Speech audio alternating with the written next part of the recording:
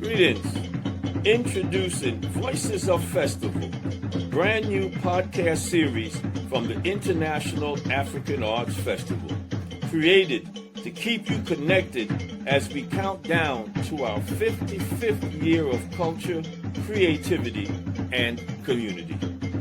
Each week, hear directly from the artists, dancers, musicians, vendors, and community members who make this festival an unforgettable experience. Tune in every Thursday at 8 p.m. on YouTube for Voices of Festival. Celebrate the culture, feel the rhythm, be part of the journey.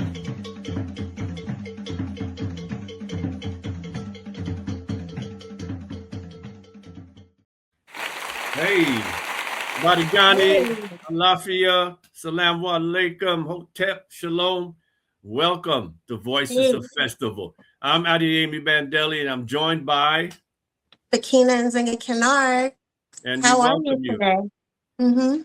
All right, we welcome you. Doing good, Sakina. I want to jump right into it because we've got an exciting group of folks here to talk about some good stuff that's going on. But first, let me let you do what you do well.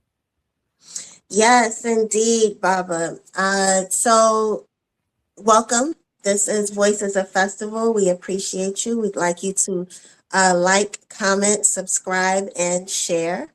But we first start off with honoring our ancestors, honoring our community leaders who passed before us, whose shoulders we stand upon. So we just give them mention, we give honor, and we give praise to them. So I say a Yoruba term called Ibaye Bayantanu, which means I give honor and I give praise. So we start off with just calling their names. So I want to say Ibaye Mama Koumba, Ibaye Salima Moyo Smith, Ibaye Baba G2 Weusi, Ibaye Brother Abubadika, Ibaye Nana Dini Zulu, Ibaye Baba Mze Moyo, Ibaye Brother Dick Gregory, Ibaye Brother Kuja Bandeli, Ibaye Imam Jamil Al Amin, aka H. Rap Brown, Ibaye Sister Viola Plummer, Ibaye Sister Asada Shakur, Ibaye Honorable Babatunde Akowe, Ibaye Bernard Kinsey, Ibaye Brother Baba Stan Kinard, my father. Ibaye Mama Stephanie Weaver, Ibaye Baba Lloyd Weaver, Ibaye Baba Lafia Shango Deyi, Ibaye Baba Chief Bay, Ibaye Baba Aluka Shea Wali, Ibaye Baba Mama Abimbala Wali, Ibaye Baba Heru, Ibaye Baba Paua, Ibaye Baba Rabo Juma Tutu, Ibaye Mama Anisha, Ibaye Mama Lottie, Ibaye Mama Bird, Ibaye Yusuf Iman, Ibaye Dara Iman, Ibaye Talivo Donna Cumberbatch, Ibaye Mama Robinson, Ibaye Betty Carter, Ibaye George Aponte, Ibaye Baba Kwame Ishangi, Ibaye Baba Michael Olatunji, Ibaye Baba Abu Bakar, Ibaye Nana Kweyal Ajiapon, Ibaye Baba Canute Bernard Jr., Ibaye Bob Cunningham, Ibaye Atiba Cord, Ibaye Nisa Van Zant, Ibaye Jamia Van Zant, Ibaye Brother Sun Ra, Ibaye Brother Al Van, Ibaye Brother Sam Penn, Ibaye Clarence Eastland, Ibaye to all those who have come before us, whose shoulders we stand upon. We thank you, we give honor, and we give praise. And we ask that you are forever present with us as we move forward, as we continue the legacy of Festival. Modupwe, Ibaye Bayantunu. And thank you. We want to add two other names. Unfortunately, I wrote down the second one and can't locate it, but Danny Mixon, who performed at the East with Betty Carter, in fact, was married to her, and also performed at Festival. But also another brother who drummed with Nana Dini Zulu, and who is also the uncle to Kofi Osei Williams. And I'm going to find his name before we end this, unless one of our guests will know. So we'll do that. But the other thing with you, Sakina, is how can folks support us? What should they be doing? Oh, folks can support us in so many ways. But like I said, to like, comment, share, subscribe to Voices of Festival on YouTube. You can follow us on our Instagram pages, IAA Festival on Instagram and Facebook.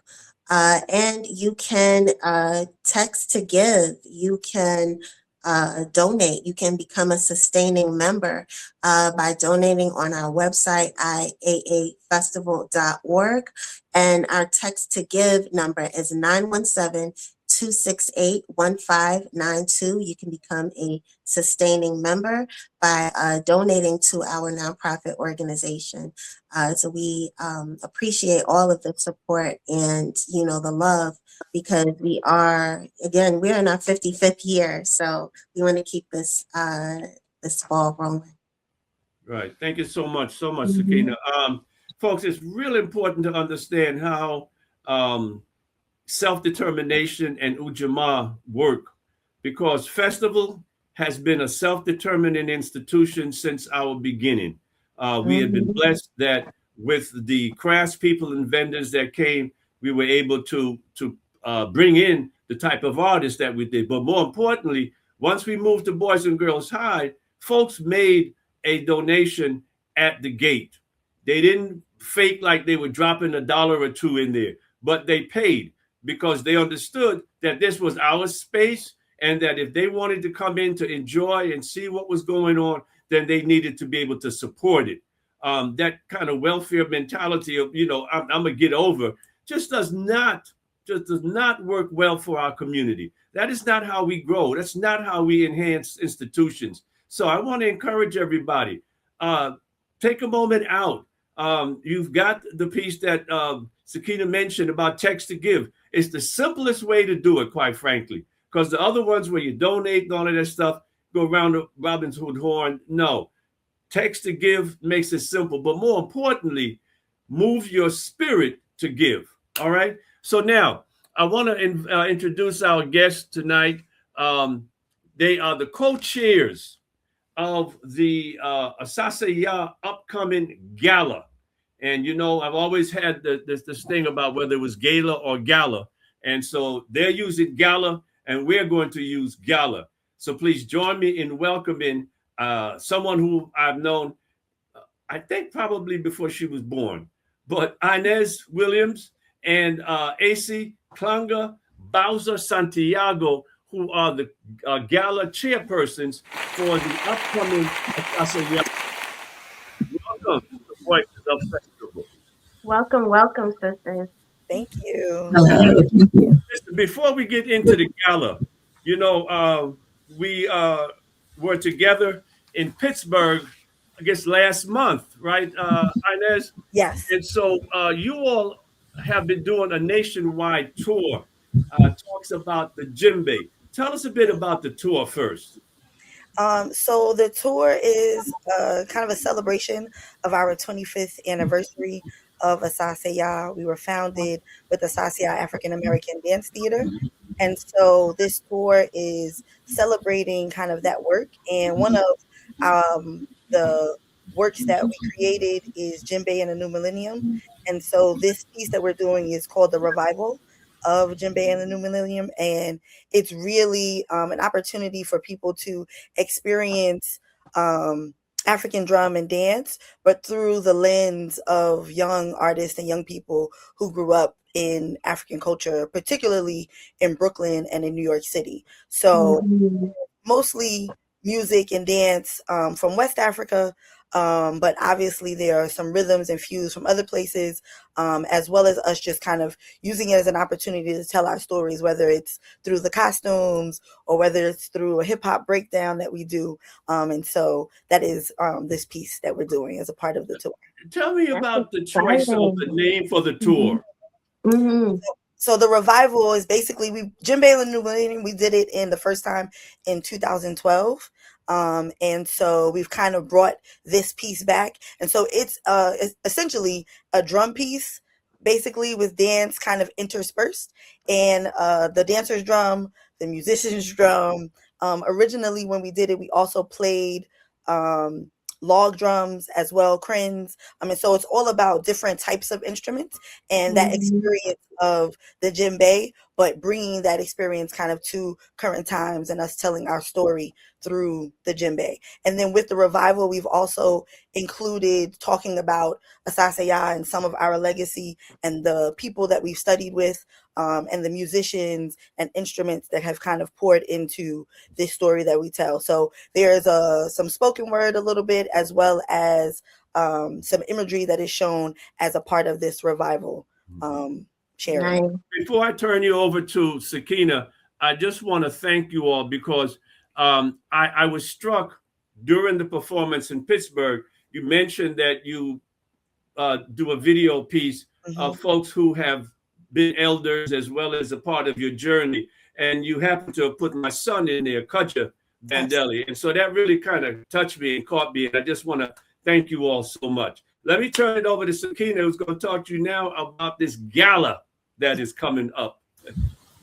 Well, first, I want to know what are the spot, what are the locations on the tour? I would like to know. I'm So excited. thus far, we've been to St. Louis, we've been to Pittsburgh, we've been to Indianapolis, we're going to LA, we're going to Chicago, we're going to Okay. Atlanta, we're going to South Carolina, we're going to Virginia, we're going to New Orleans. Okay.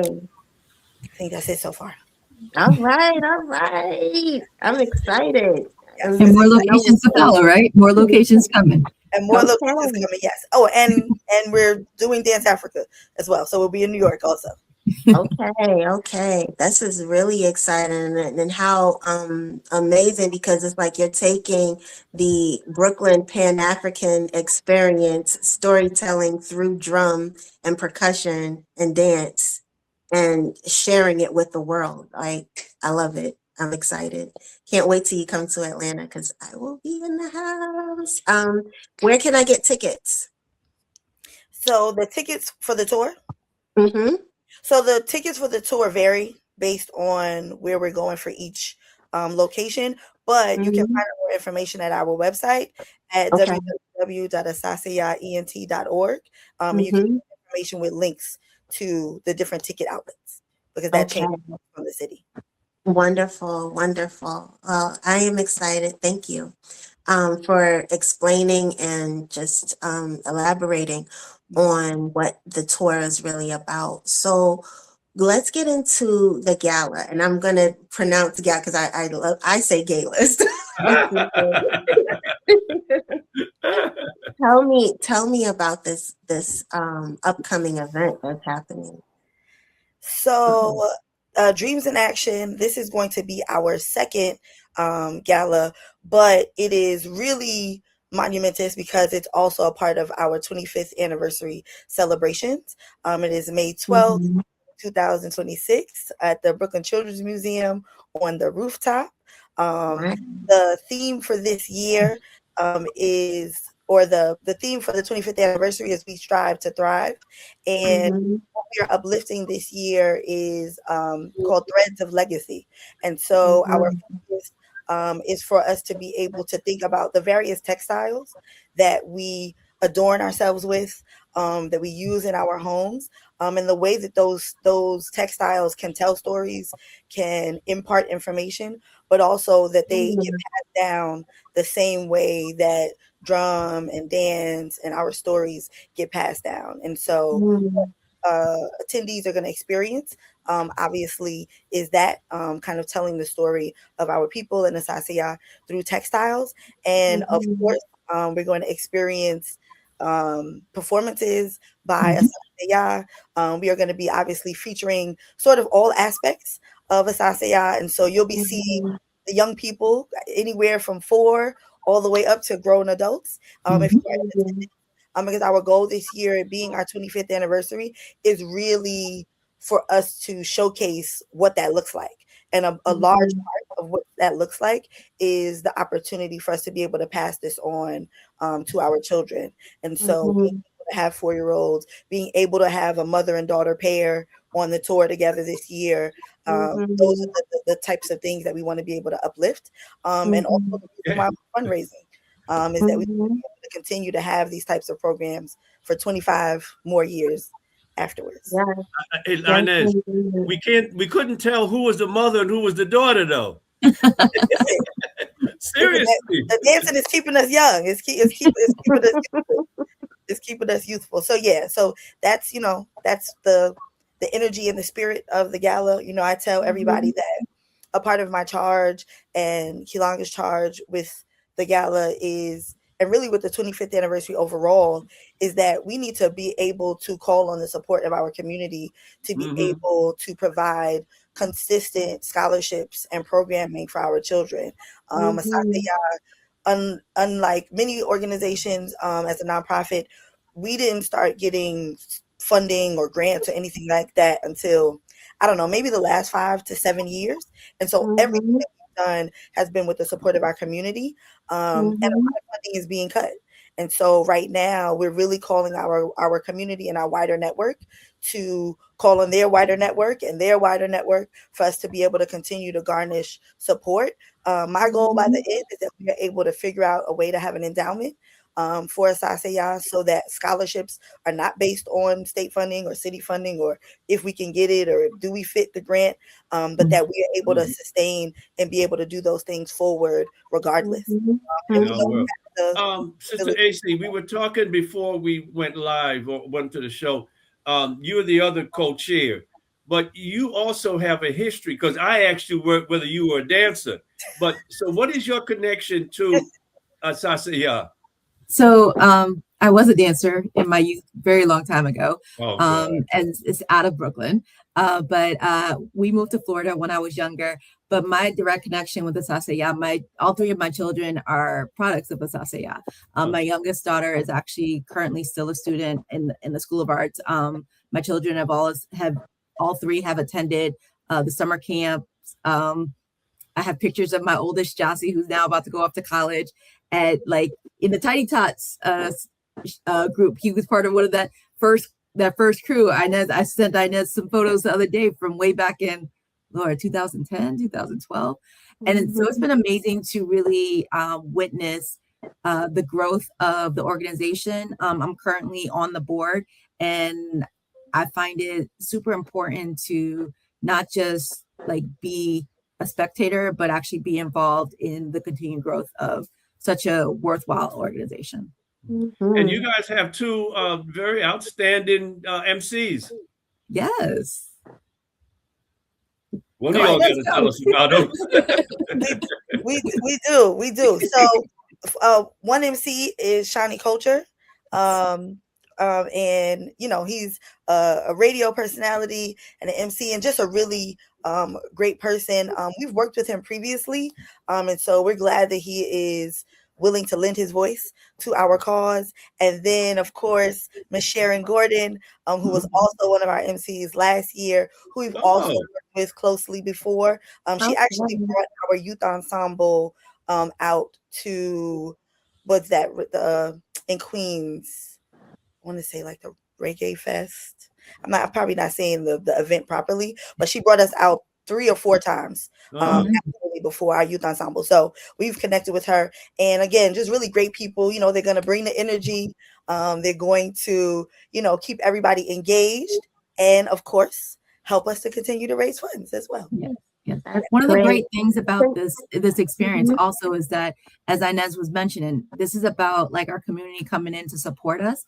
We've partnered with a number of different businesses, restaurants, supply wine shops, a whole bunch of different sole proprietorships straight out of the neighborhood. We're going to basically have the taste of Brooklyn as part of this event. And so it's not just coming out to support the children, but also supporting these businesses and learning a little more about these small businesses that you may not be aware are literally right around the corner. That's beautiful. Can you all tell me a little bit about the actual programs that you conduct at Asaseyaa, just for people who don't know about the organization? Absolutely. So, as I was saying, it's our 25th anniversary, and that began with Asaseyaa African American Dance Theater, which is a professional African dance company. Shortly after that, we started Asaseyaa Children's Arts Camp, which is a cultural performing arts summer program that runs for 6 weeks, where we give children the opportunity to have experiences in the performing arts, but also we go on trips weekly. The children perform an original play at the end of the 6 weeks. And so they also get an opportunity to perform on a stage. And it's actually the 20th anniversary of that program this year. We run Asaseyaa School of the Arts, which is a dance and drum program. And that is a quintessential kind of dance school, dance and drum experience where young people can learn different genres of dance and drumming. And then obviously they do a recital at the end.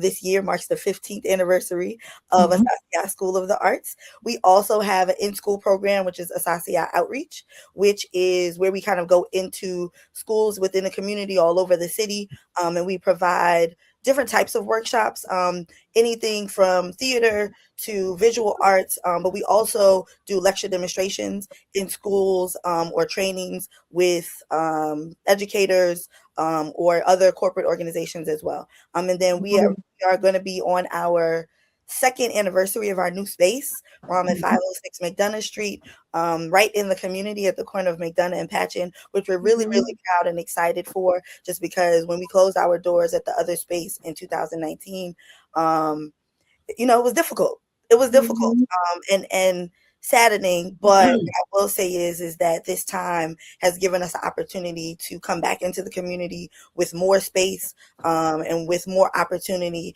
to reach the community. We are going to be relaunching our Well Fit program in the summertime, which are wellness and movement classes for adults as well.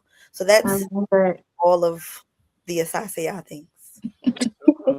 I love it. Your roster is so full. And you all grew up with festival. Like I remember seeing you as a teenager at the dance competitions back in the day. Can you tell me your like favorite pastime experience coming to festival? Oh. Because I mean, we're like you are a festival baby that has transformed into a community leader, literally, and your journey has come along the way. But yeah, this and I spoke with your husband was one of the first people we interviewed on Voices of Festival, and he gave us background history of Nana Denny Zulu and just how Asaseyaa came to be, and now we're at the space of celebrating 25 years and, donating and supporting this organization through and through with the gala and the tour. But, we always want to tie back to the roots of, festival where we began. Absolutely. I guess I have a couple of really fond memories, but I think one that always speaks to me and one that kind of informs the way that we attempt to bring children and community together in Asaseyaa is, I remember being 7, 8, 6 years old, and I'm at festival, and I'm walking around feeling like I'm by myself, meaning that I don't have to walk hand in hand with my mom, because once I went through those gates and was at festival, I was safe. You know what I mean? Nobody was gonna let me leave, right? If I was in trouble, I had about 10 to 15 different spots I could go to inquire for help. I wasn't gonna starve. I was gonna be able to get some food. You know what I mean? If something happened, I was gonna be able to get the help that I need. And I think that was probably one major memory of it, just being able to be young, be a child, be free, be safe, but also be surrounded by community, and be very informed of it, right? It wasn't like I was unaware of the fact that I was surrounded by community. I was very, very aware. So that's one. And I think the other one, to be honest, I mean, I learned most of the Denny Zulu rep at festival, because I watched the show every time they did it every year growing up. And so that's one of probably my other fondest memories as well. And then, to be honest, when I got older, I went away to high school. And so when I would come home, it was an opportunity to like reconnect with all of my friends that I grew up with immediately. Mhm. Like, I didn't have to go to search for anybody. I didn't have to go to a bunch of people's houses. I literally could go to the festival and I would see Everybody. Mhm.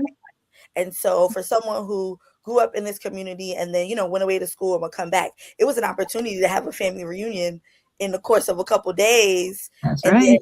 connect with everybody before the summer, Mhm. going as well. And so I think that those are, so those are some of the major things I remember.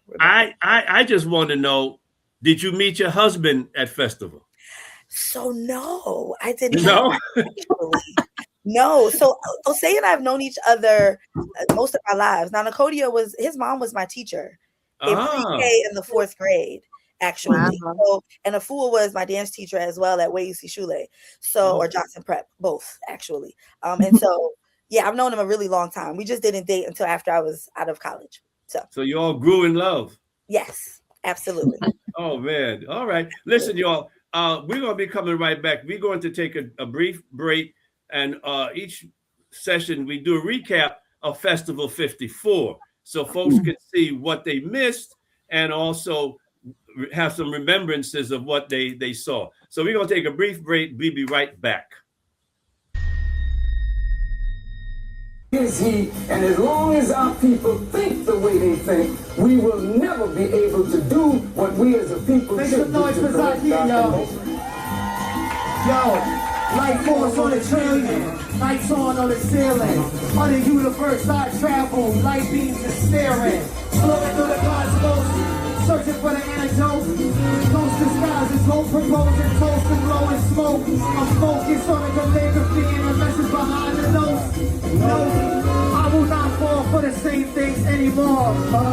The blues and the news box you to sleep a day waits. War, so, yo, forget that, fight back, architect, engineer, new world, paradise, the devils know it's here, it's an infinite showdown for the possession of your soul. I'm at the bed with the sensei, who is your and all go like wow. Laser beams explode through my third eye.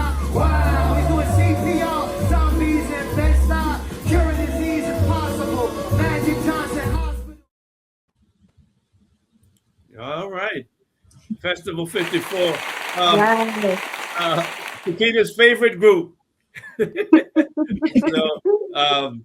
in fact, I don't know whether you were kind of responsible for them being on the festival, but you sure were raving about them afterwards, and rightfully so. Of course. That's many DJ folks didn't John know that, Medicine. I'm red. Everybody knows John. Yes. Hey, listen, it was a surprise to us, or to me anyway, because Omari, who was part of their group, is a board member, and never knew that he was that hot. It was beautiful. I want to take up. And this is why this is intergenerational, because they know that O is hot. Yeah. We just putting you on. Inez, I made a note here, and Sakina kind of touched on it, that you all are really a legacy company. By that, I mean that so many of the folks who are currently in the company just didn't come in off the street and say, I want to learn to drum and dance, that they came out of a tradition. Can you talk a bit about that? You know, who are some of the strains of people who now constitute Asaseyaa? So if we want to talk about the people we've studied with. Wait, I'm sorry. Yes. Before you start, because I don't know if you heard earlier, when Sakina did the ancestor piece, I mentioned that Osei's uncle had just recently passed away. Would you say his name, please? Nana Kweku Owusu Abwaje the first. Okay, so we want to add him, Sakina, but thank you for that. Thank you. All right, so now talk about the strain. The lineage. The lineage. So, I mean, of course, there is Nana Yao Paradini Zulu and Kamadi Dini Zulu, Bobby Shangi.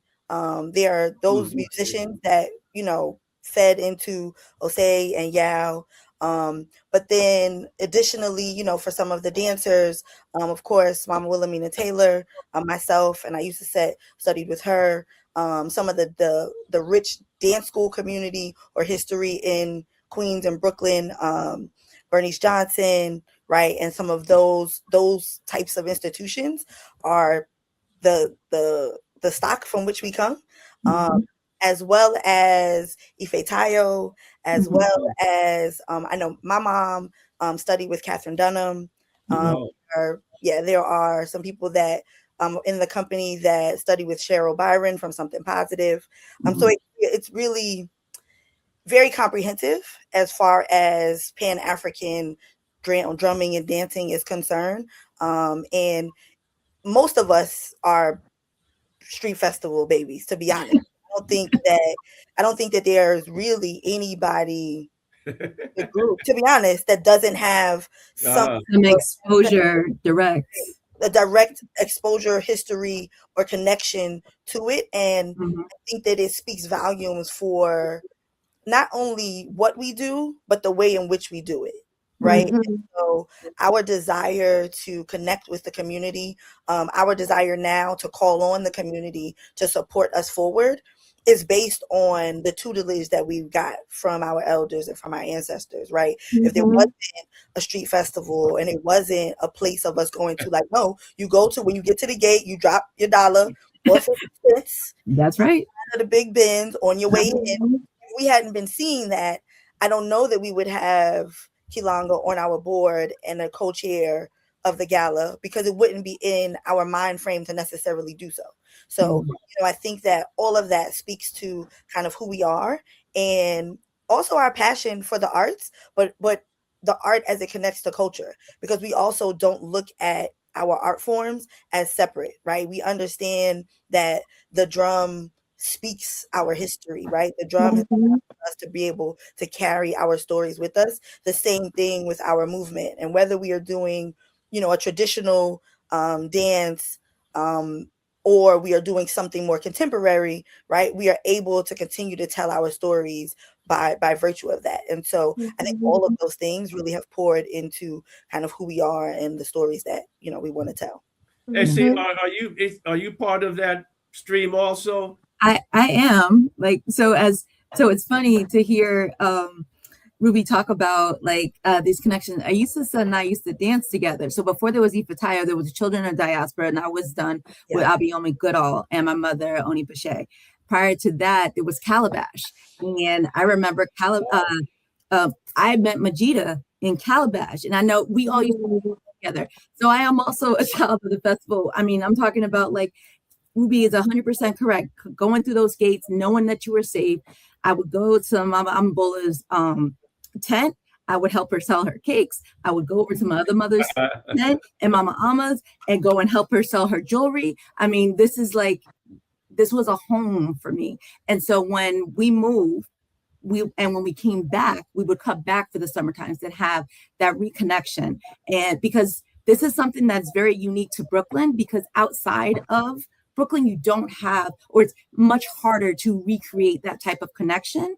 And it's just like an umbilical cord that pulls you back in, to know that you are in a place of love. And so to come back and to not just come back and be part of this community, but further be able to have my children really be immersed in this and grow in similar places, and create places and spaces for them to not just develop appropriately, but also feel that nurture and love and continue what Rubie just mentioned, the legacy. You guys established a legacy way back 55 years ago. This is something we are continuing, and we hope to continue with our children as they move forward. Sure. And thank you for that, and that's just that explanation and outpouring of, you know, real history, real authentic cultural arts, you know, in the movement, and not just, you know, oh, I'm going to learn African dance, but I'm going to learn the meanings behind these dances. I'm going to learn the stories behind these dances. And, you know, your organization, just like our, you know, the International African Arts Festival, is legacy, and we are interconnected. So just as you guys are fundraising, we're supporting you, we're fundraising and you're supporting us, you know, interchangeably, grassroots style, you know, the way that we do. And this is an example of our community coming together, because we're really all that we have moving forward, and especially in these times, you know. So thank you. Thank you. Thank You you. know, you guys really date yourselves, because I had to laugh when you said street festival. Exactly. That's what we call it. Or what I still used to call it the East, and people be like, "What?" I'm like, "Oh, okay, yes." Yeah. Sorry, you know, right? You're not familiar. You're not familiar. But you know, unless you've been on the journey, somebody wouldn't catch that distinction. You know, and if you're really old in it, then you would say the carnival. Yeah. Because at one time we were the street carnival. Yes. Yes. And you know, we dropped that, and that was at the insistence of Baba Mensah Wali, and we graduated into the International African Arts Festival. And you know, but we had always been international, which is interesting. Yes. Our engagement, even at the East, was very Pan-African. Caribbean folks, Latino folks, continental Africans, and folk from Brooklyn.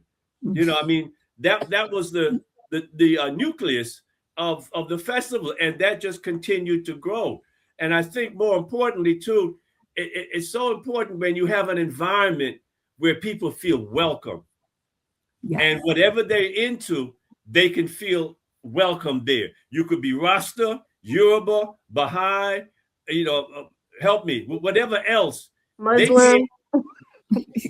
They came through the East, you know, and consequently, you see at festival all the diversity that is our community.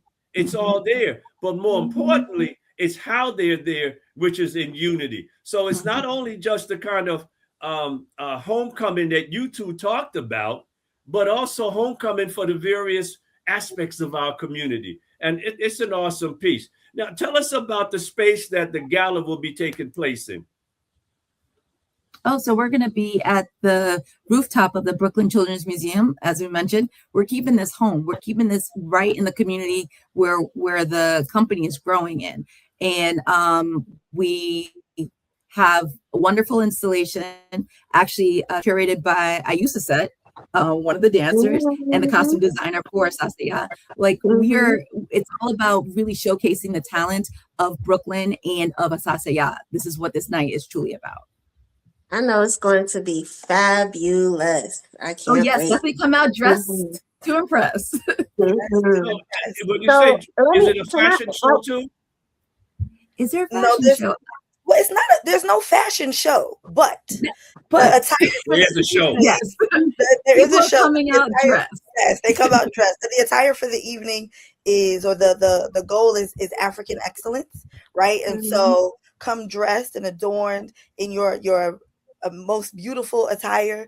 And because we're uplifting textiles this year, we are really excited to kind of see all of those textiles in the room, right? And the last gala that we had, the installations were kind of more experiential, based on different regions of the continent. And so that theme continues as far as us touching on different spaces or different parts of the African or Pan-African story, but doing it through textiles and looking at the cloths that we wear and the clothes that we wear and kind of the stories that they can tell about us, based on those textiles. Yeah. To that point, come out in your mud club. Come out in your the kente. Yes, like this is all those things that you bought at the festival. You come out, you pull it up and put it on. Pull it out and wear it. You bought a showcase. Like, when am I gonna wear it? You're gonna wear it at this. You're gonna wear it. You're gonna wear it at the Dreams in Action Gala. Absolutely. Yes. Absolutely. I have a question, and it's a curveball question about the youth in terms of like your everyday programs and interactions with the youth. What you are expressing is basically raising the children in Pan-African culture. How do you have any challenges that you go up against with kids who are influenced by like mainstream media, like, you know, influenced by, you know, the average hip hop like Cardi B and Megan Thee Stallion? Or do you have, what do you do to uplift the self-esteem of the youth in a Pan-African sense when you're hit with those types of influences? Well, you know, our methodology, honestly, one is that you cannot avoid or remove those factors, right? Those are not things Mhm. you can avoid. It's just like AI now, right? It's not something that's going anywhere. And so hip hop artists, whether it be Cardi B now or somebody in 20 years, there's no way for me to necessarily remove them from the landscape. What I can do is make myself informed enough, and we are aware enough so that we're able to interact with the children and have honest conversations with them, and also inform them about their history, inform them about who predated Cardi B, who was there prior to Megan Thee Stallion, right? So like one of the plays that we did for the camp was called Hip Hop Kingdom, right? Where the entire show was about hip hop and the story behind hip hop and why it was founded, and African Bambaataa and Salt and Pepper and Queen Latifah. And so, you know, it's not a matter of trying to remove them. It's more a matter of A, having understanding, B, reaching them where they are and informing them on all of the information, right? Because what happens is that the young people they do the level of ignorance, right? And it's not just the young people, like the youth, parents too. Like we did Mansa Musa. We did the story of Mansa Musa one year, and we got super pushback. Matter of fact, Zayani was the lead. I think she was Mansa Musa's wife or something like that, like the queen. Her niece was the queen. And we had parents that reached out to us that were concerned that we were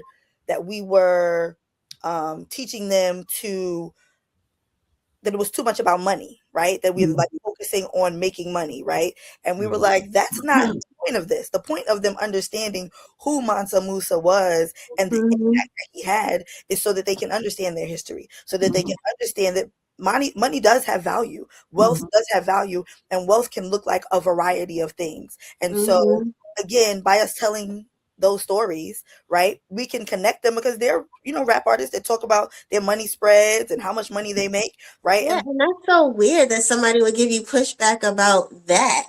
We've gotten pushback about Mansa Musa. We've got pushback about Serafina before. Really? Yes, the Serafina was too violent. Yeah, and so but the reality of what actually was happening at that time, like, wow. Yeah, so I think that the way we combat it is that we inform, right? We inform ourselves. We also inform them, and you know, there's nothing wrong with doing a TikTok challenge. Like we had one day at camp, we were gonna go outside, but it was raining, and so we did a TikTok challenge that day, like in different small groups, right? And so it's a way for them to make use of the things that they're going to do anyway, but do it safely.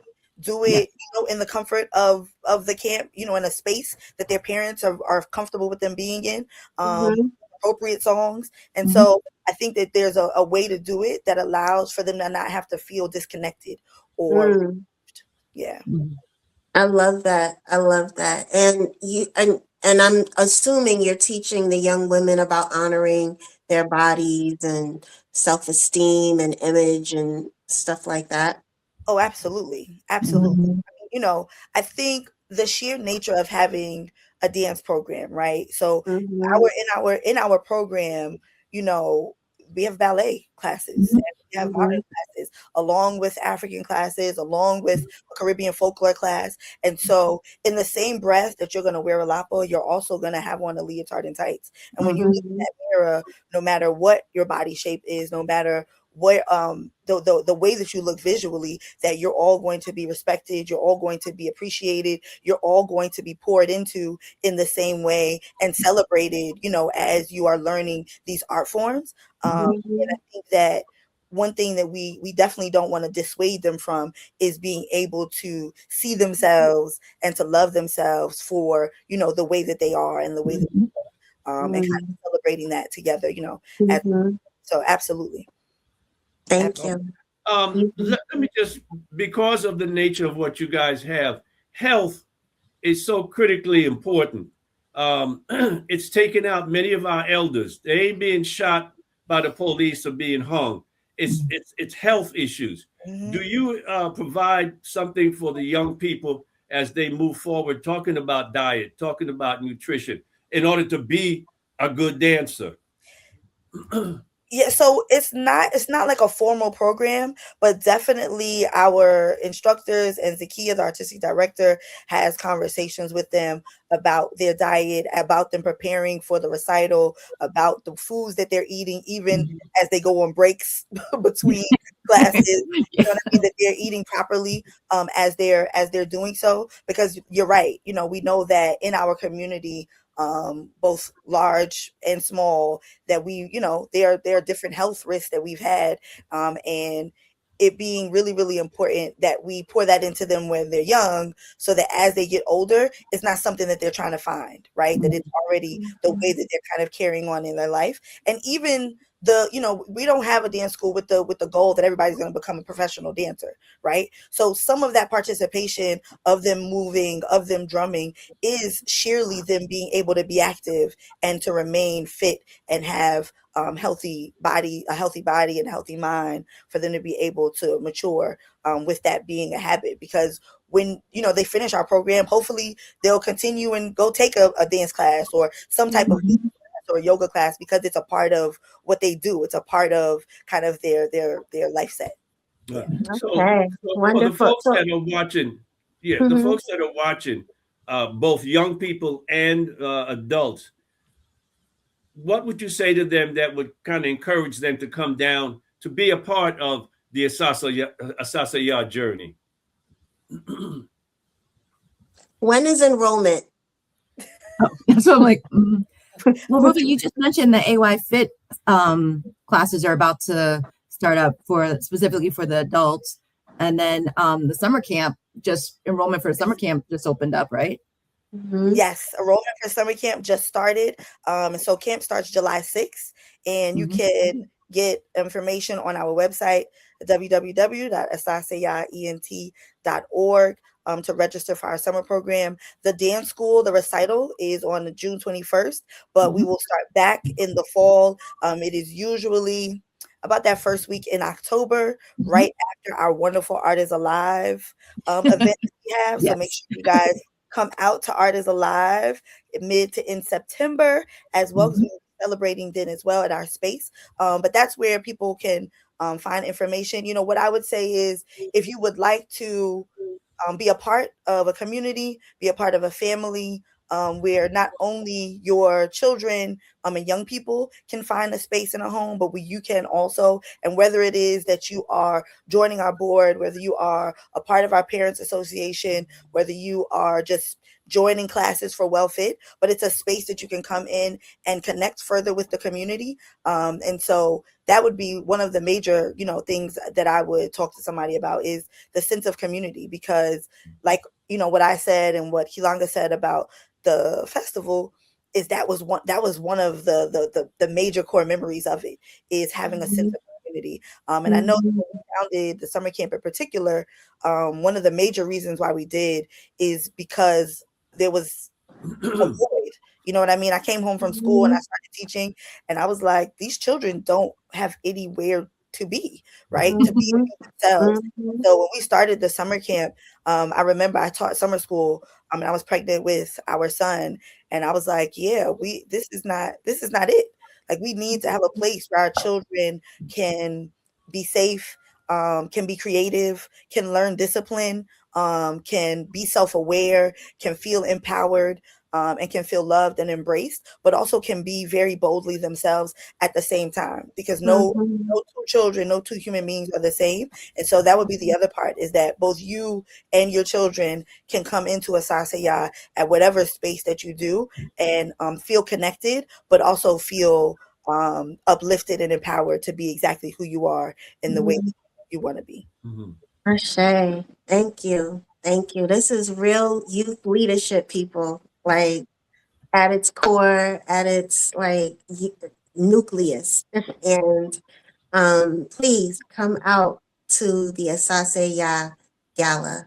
That is, what is the date for it? It is May 12th. May 12th. Yes. May 12th. Yep.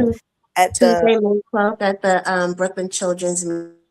Tickets at asaseyaa.org. Tickets are on sale now. And also check out their entire organization for programming, for enrollment, for their tour that is currently active. And we will see them at festival. Definitely. You know, I just want to say how absolutely proud I am of you all, because I come out of a tradition of institution building. And so when I see that this tree that is Asaseyaa creates so many branches, it clearly reminds me of what I came out of in terms of the East with the festival of Hurusasa, Black News, our bookstore, the myriad numbers of things that institutions can create. Individuals can be awesome, but it's about building institutions which will allow you to last 25 years, which means that you're looking at least 2 generations who coming through there, correct? That's You right. know, Yep, and definitely. so it's absolutely awesome. And we want to really commend you all and support you. And one of the reasons we wanted you here tonight is because we strongly believe in what you all are doing. Osei has been a tremendous source of support to us at Festival. And so we could do nothing less but bring together, the cultural institutions in our community to say, hey, we've got to celebrate each other. We've got to big up each other. And so you all are continuing. And I made the trip to Pittsburgh in part because I knew you all were going to be performing there, as well as to see my partner, Baba Mensah Wali. And the production is absolutely awesome. Oh, absolutely awesome. And I thank you all for continuing to carry the torch, and carry it in such a way that it ain't just about somebody coming on the stage and dancing, but it is about reinforcing the tradition and creating waves of folk that it will ensure that our traditions will continue. We want to thank you all. Wish you well. One last time, run through it. What, when, and where? So the Dreams in Action Gala on May 12th at the Brooklyn Children's Museum. The website is on the screen. If you can't attend, we still want your support. You're able to donate through the website. This is really about giving back to the community that is given to you guys. We want you there to help celebrate. Come out. It's going to be a party. Oh, yes. And we have DJ Spinner. Yes, also, with after party. Oh my God, I forgot about that. We almost forgot that. So at the end of the evening, or once we've celebrated, once we've raised funds, DJ Spinner is going to be hosting our after party. Yes. So make sure that you come out. And also we have a really, really amazing silent auction that is available online as well. And so you can get information and find the link there so that you can bid on some really, really phenomenal items, if I must say so myself. Yes. I'll give you top one. We have a signed and autographed "Do the Right Thing" poster by Spike Lee. Is one of the items. Yes. Okay. Yes. Wonderful. You have to check it out. Yes. You have to check it out. Yeah, man. We wish you all well. Thank you so much. Thank you. Kilanga, Bowser, Santiago, and my little niece here, Rubie, Inez Williams. Thank you guys so much. It's been a pleasure having you. Thank you. All right, and we wish you well at this event, at the gala. All right. Yeah, Sakina. I was, because of the time, I didn't ask, but I'm surprised you didn't raise something about the issue of hair. Beware asked us to talk about body image, but that hair issue is something awesome too. It really is. It really is. But and body image, hair, just self-identity in general, but our Pan-African cultural organizations really do cover self-esteem and boosting our girls, boosting our men. And, a lot of them do have rites of passage programs to really ensure that the children know their history, know who they are, know their legacy, and give them that strength and empowerment to move forward. So a lot of Pan-African kids don't really have those issues in terms of, feeling bad about their self-image at all. Because that we have taken a charge to make sure that our youth know their culture, know who they are, know their history. And it's such an important component. Yeah, and it's interesting. Back in the days, guys would make money just cutting hair, on the stoop or in their kitchen. My mother did hair in the kitchen, with the head over the sink and all of that. But nowadays, I see so many young people who are making money with braiding. Well, now, I have to tell you my own history, or my history in terms of being in the natural hair care industry. My mother having one of the first natural hair care salons in Brooklyn. But Festival is known for having natural hair care fashion shows, hair shows every year. The natural hair care community has always been a part of Festival from the inception. My mom used to have her salon come out and be on the field braiding hair in the hut, and there's a number of salons that would always be at Festival doing different African styles, braiding, twisting, locking, all of the things right there on the field every year for them 3 to 5 days, natural hair care is definitely a part of Festival's legacy. Always. We've always supported. But it also, and that's why we hope to get your mother on. We always used to say everything is political. And the whole issue about hair care was a political struggle. And so we can't take any of these things for granted. But listen, we've got some stuff coming up with the festival. There's a whole slew of things. So number one, we've got the Malcolm X event that is coming up shortly. Then we go to June 7th for libation. And then July 3rd through 5th, we are at the park. And and you can get tickets. Get your tickets for libations June 7th. You can get your tickets at Eventbrite. Our Eventbrite links are up on IG and Facebook and the website, where you can either scan the QR code or go directly to the link on the website. But the new flyers are up and posted. So please. Right. And we're going to be having some of the artists who will be performing at the libation program in the following weeks. We've already got the brother who does a piece, Woza Masakela, his band, or the Sipo Kuneni will be joining us, as well as we're looking to have the dance company Bambara join us. So we've got some exciting things coming up. But we need you to do what Sakina always talks about, which is to do what, Sakina? They got to share. To like, comment, share, subscribe to our YouTube channel, follow us on Facebook and Instagram, IAA Festival, and text to give. We are actively fundraising. Become a sustaining member, where you donate on a consistent basis.